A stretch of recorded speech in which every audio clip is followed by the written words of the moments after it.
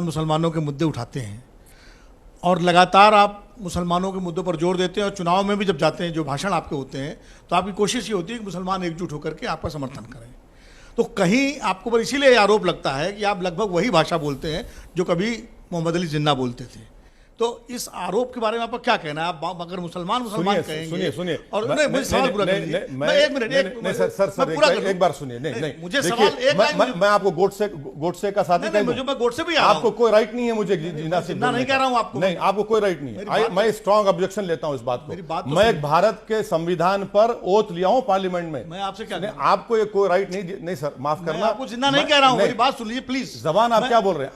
आप बोलना क्या चाह रहे हैं? वही तो, अरे सुन तो लीजिए भाई। गलत बात है। आप सुन तो लीजिए। एक शख्स जो 4 मर्तबा का एमपी है, अरे आप सुन तो लीजिए। आपको जेब नहीं देता कि आप जिन्ना के मुझे जोड़ दें। मैंने आपको जिन्ना नहीं कहा, सुन तो लीजिए। आपने कहा उस बात को। नहीं आप इंप्यूट कर रहे हैं। नहीं आप सुन तो लीजिए। आप इंप्यूट कर रहे हैं बात को कहकर। यही तो मैं कह रहा हूं, सवाल तो सुन लीजिए महाराज।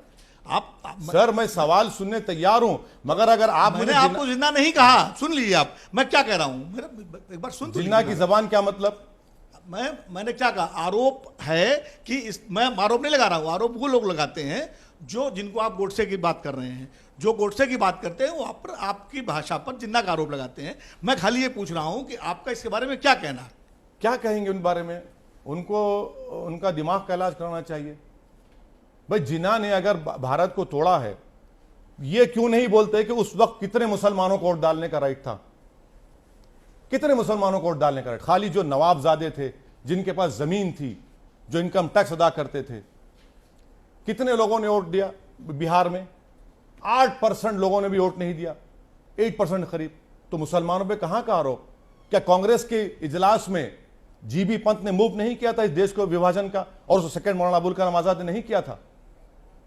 हम कहां जिम्मेदार है इस देश के विभाजन के? हम तो हरगिज नहीं जिम्मेदार।